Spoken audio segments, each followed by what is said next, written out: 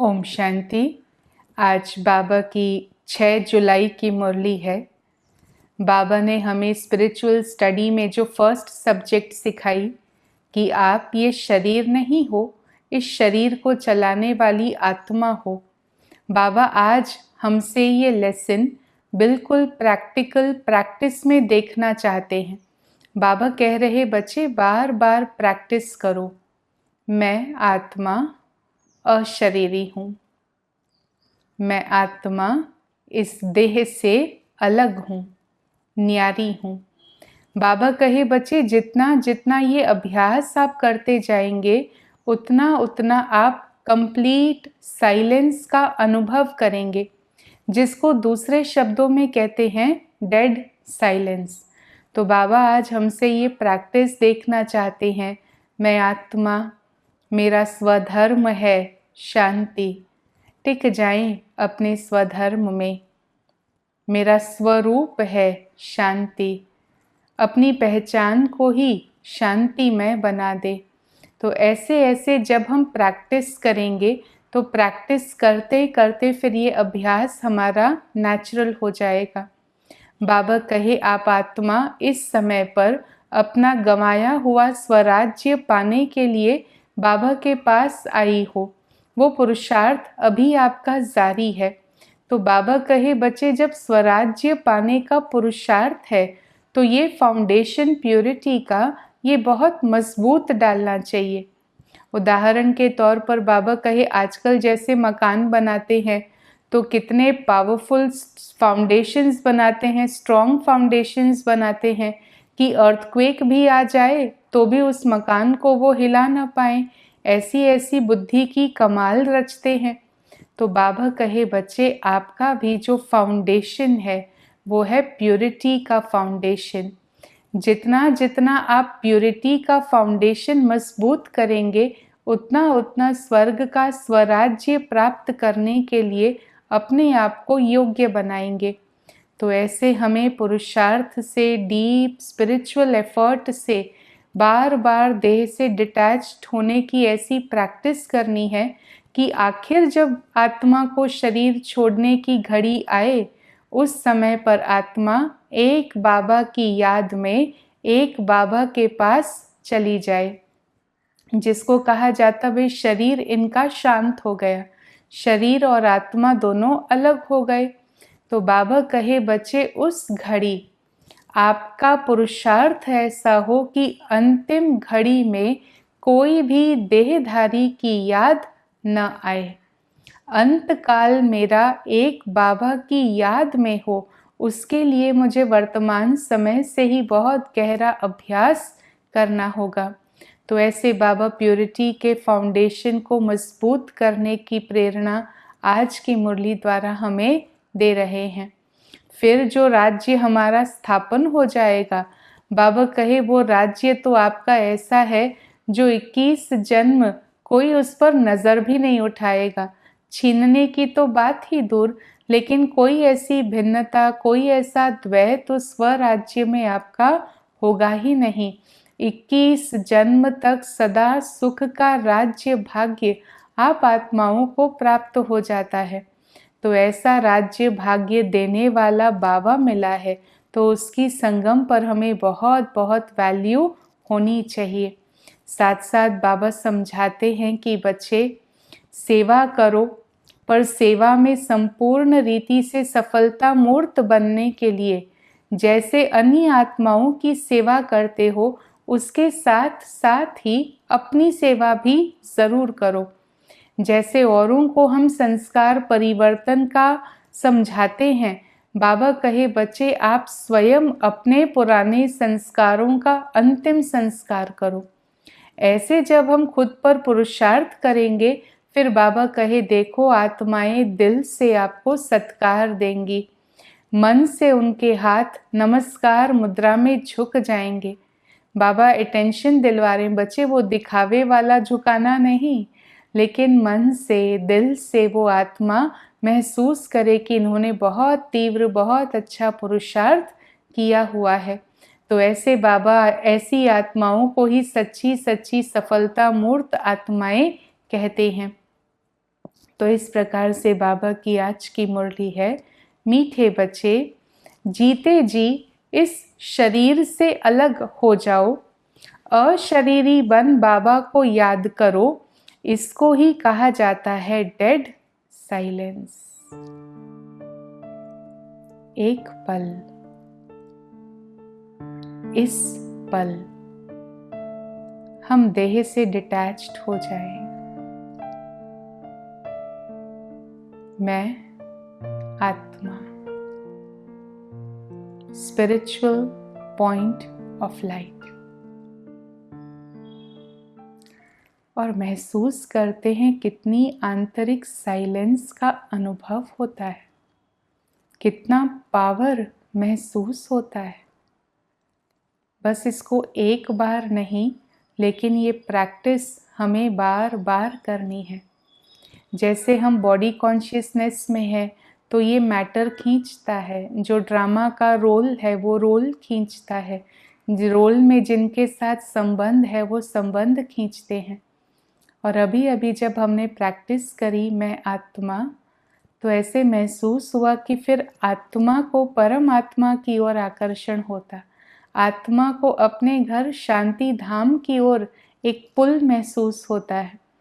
तो जैसे शरीर, बॉडी कॉन्शियसनेस को ये देह की ग्रेविटी खींचती है, दुनिया की ग्रेविटी खींचती है, उसी प्रकार से सोल कॉन्शियसनेस में बाबा हमें अट्रैक्ट करते हैं, शांति धाम घर की ओर हम ग्रेविटेट होते हैं।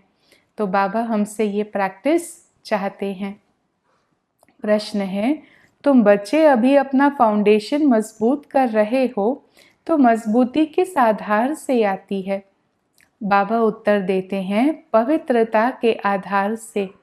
जितना जितना आत्मा पवित्र सच्चा सोना बनती जाती, उतनी उसमें मजबूती आती जाती है। बाबा अभी स्वराज्य का फाउंडेशन इतना मजबूत डालते हैं, जो आधा कल्प उस फाउंडेशन को कोई हिला भी नहीं सकता। बाबा इतना अचूक स्ट्रॉन्ग फाउंडेशन दे रहे हैं। गीत है ओम नमो शिवाय। ओम शांति। बाबा कहते हैं, बच्चे मुझे याद करो, अर्थात अशरीरी बनो, अर्थात डेड साइलेंस। जैसे मनुष्य शरीर छोड़ते हैं तो डेड साइलेंस हो जाती है ना, कहते इनका शरीर शांत हो गया, शरीर से आत्मा अलग हो गई, पार्ट पूरा हो गया।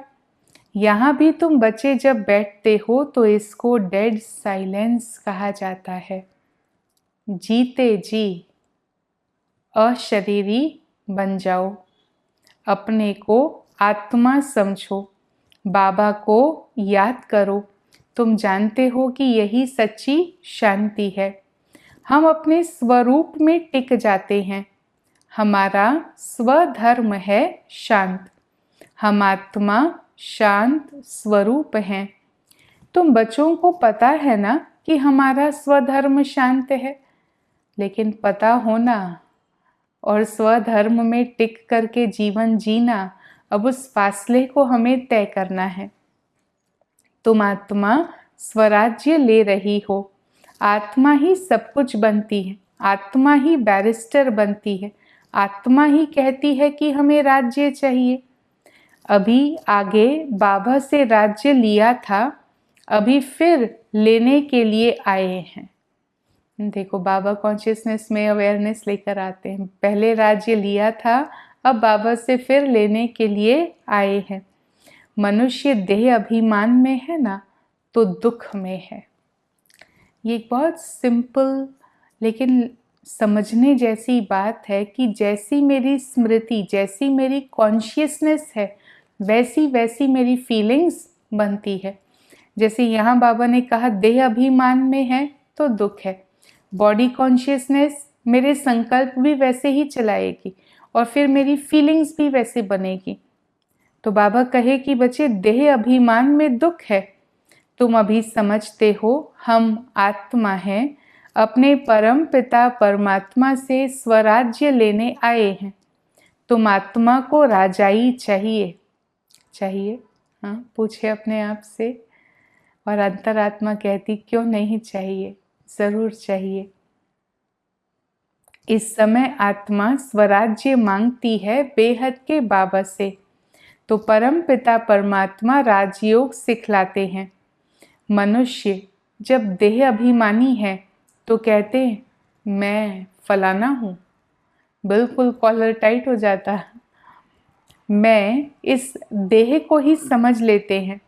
वास्तव में तो मैं ये आत्मा करती है। आत्मा कहती है मैं ये चीज़ उठाता हूँ या उठाती हूँ। बाबा डिफरेंस समझा रहे हैं। बाबा बच्चों को जगा करके देवता बनाते हैं। अब ये बहुत फाइन मैकेनिज्म है कि जैसी हमारी कॉन्शियसनेस होगी वैसी ही हमारी फीलिंग्स होंगी। बाबा ने कहा मनुष्य देह अभिमान में है तो दुखी है, जहाँ सोल कॉन्शियसनेस है तो सुखी है। तो हमें समझना है कैसे वर्क करते हैं सारे। परम पिता परमात्मा राजयोग सिखाते हैं, पर देह अभिमानी होने के कारण मनुष्य कहते हैं मैं फलाना हूँ। तो ये मैं देह को ही समझ लेते हैं। वास्तव में ये मैं ये तो आत्मा करती है। आत्मा कहती है मैं ये चीज़ उठाता हूँ या उठाती हूँ। कर्म करने वाली आत्मा है। बाबा बच्चों को जगा करके देवता बनाते हैं। हम बाबा भी देखो कितना काम करते हैं। हाँ, घंटे आदि बजाने की बात नहीं है। हाँ, सोए हैं बाबा ने जगाने के लिए घंट बजाए, ऐसे नहीं है। बाबा तो कहते हैं तुम्हें स्वराज्य चाहिए तो पहले पवित्र बनो। एम ऑब्जेक्ट बुद्धि में रहती है। स्टूडेंट्स कहेंगे ना हम ये मैट्रिक पास करेंगे, फिर हम ये करेंगे, मैट्रिक की एग्जाम्स पास कर ली फिर ये करेंगे। सन्यासी चाहेंगे कि हमको शांति मिले। एक कहानी भी है, रानी के गले में हार पड़ा था और ढूंढती कहाँ थी? ढूंढती थी बाहर। तो वह मनुष्य भी शांति को बाहर ढूंढते हैं, परंतु आत्मा शांत स्वरूप है। बहुत फर्क है। आत्मा अपने स्वधर्म को भूल अपने को शरीर समझ बैठी है। बाबा स्मृति दिलाते हैं बच्चे तुम आत्मा हो। तुम आत्मा ने ही 84 जन्म भोगे हैं। तुम अपने जन्मों को नहीं जानते हो, मैं बताता हूँ। तुम ब्रह्मा कुमारियों को बाबा ने समझाया है, सिवाय पवित्रता के ज्ञान की धारणा हो नहीं सकती। कहते हैं ना कि शेरनी के दूध के लिए सोने का बर्तन चाहिए, तो इसमें भी सोने का बर्तन चाहिए जिसमें बाबा का शुद्ध पवित्र ज्ञान ठहर सके। आत्मा बाबा को याद करने से सोना बन जाती है। बाबा भी सच्चा सोना है। आत्मा बाबा को याद करती है तो ज्ञान आ जाता। तुम सच्चा सोना पवित्र थे, ये ज्ञान का असर किसी को होता नहीं है। बाबा समझा रहे हैं कि प्रैक्टिकल ज़रूरी है। सिर्फ सुनाया सुनाया सुनाया तो केवल सुनाने से बात नहीं बनती है। सेंटर पर जा कर के अभ्यास करना होता, उस संगठन का अनुभव करना होता। मैं तुम आत्मा को स्वराज्य देने आया हूँ। ये स्वराज्य मिलेगा तब जब पुरानी दुनिया का अंत और नई सृष्टि की आदि होगी। भगवान को तुम्हारे 84 जन्मों का मालूम है। देवताएं अपने जन्मों को जान नहीं सकते हैं। अगर जान जाएं तो, हाँ बाबा पूछ रहे हैं बच्चे, देवताएं अगर अपने जन्मों को जान जाएं तो बाबा कहे दुखी हो जाए कि क्या हम सीढ़ी उतरते जाएंगे, फिर तो राजाई का सुख ही गुम हो जाए। हाँ, यहाँ तुम्हें पता है मकान भी नया और पुराना होता है। कच्चे मकानों की आयु ज़रूर कम होगी। आजकल तो मकान बहुत पक्के बनाते हैं कि भले अर्थक्वेक आदि हो तो भी मकान गिरे नहीं, नुकसान ना हो, ऐसे बहुत मजबूत बनाते हैं। फाउंडेशन जास्ती पक्का बनाते हैं। तो अब फाउंडेशन पड़ रहा है स्वराज्य का। आत्मा को 21 जन्मों के लिए राज्य मिलता है। तो बाबा ये तुम्हारा फाउंडेशन अभी पक्का डाल देते हैं। जो 21 जन्म तुम राज्य भाग्य पाते हो, तुम्हारी राजाई का पक्का फाउंडेशन पड़ता है। देखो बाबा क्या बता रहे हैं। हाँ, राजाई का फाउंडेशन पक्का। तुम्हें कोई भी धरती का तूफान हिला न सके, इतना बाबा को फेथ है कि एक बार संकल्प किया, अब मंजिल पर पहुंचना है। कहते हैं बाबा हमको स्वराज्य देते हैं जिसको कोई ले न सके, गिरा न सके। ऐसी बादशाही देते हैं जो जरा भी दुख की बात ही नहीं रहती है। तो आत्मा को कितनी ना खुशी होनी चाहिए, भगवान से मुझे ऐसा स्वराज्य मिलता, कितनी ना खुशी होनी चाहिए। निश्चय तो है ना, निश्चय नहीं है तो स्वर्ग के चलने के लायक भी नहीं है। निश्चय बहुत जरूरी है।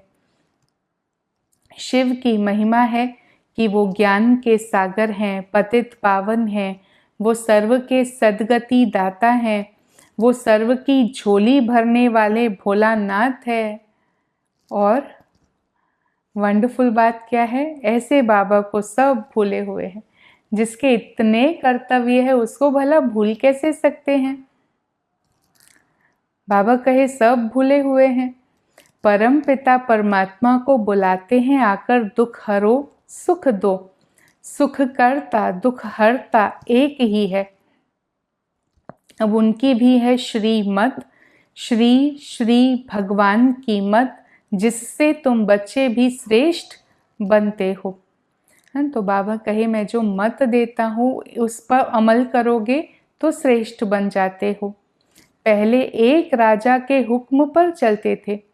सतयुग में तुमको वजीर आदि कोई भी नहीं थे।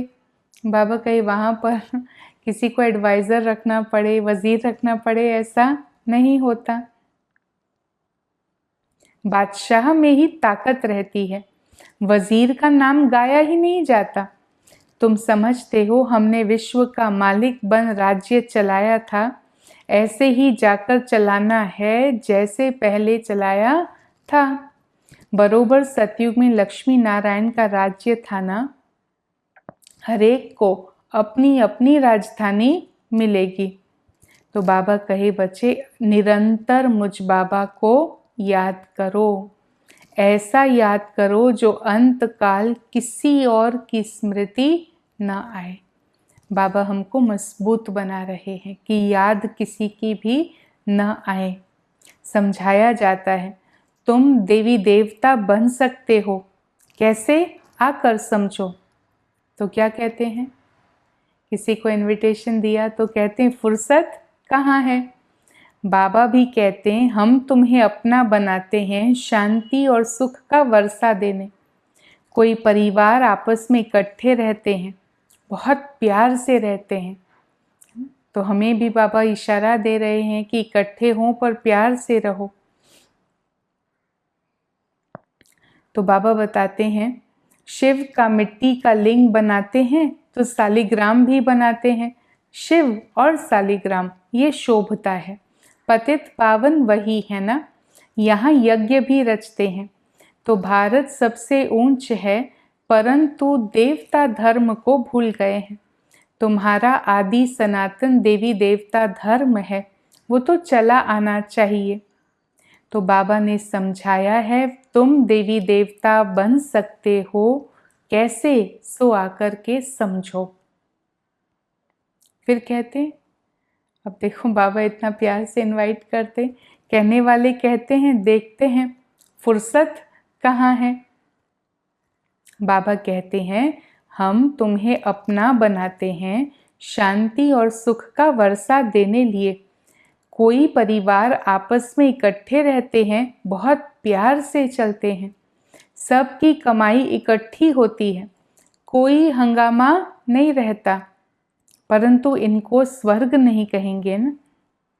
सतयुग में एक ही घर में कोई बीमार हो नहीं, दुखी हो नहीं। तुम्हें अब ज्ञान मिला है, कहते हैं बाबा आप पतित पावन हो तो हमको भी पावन बनाओ। तो बाबा के साथ तुम बच्चे भी बाबा के खुदाई खिदमतगार हो, मददगार हो। अच्छा, मीठे मीठे सिकी लधे बच्चों प्रति माता पिता बाप दादा का याद, प्यार और गुड मॉर्निंग। रूहानी बाबा की रूहानी बच्चों को नमस्ते। हम रूहानी बच्चों की रूहानी बाबा को नमस्ते।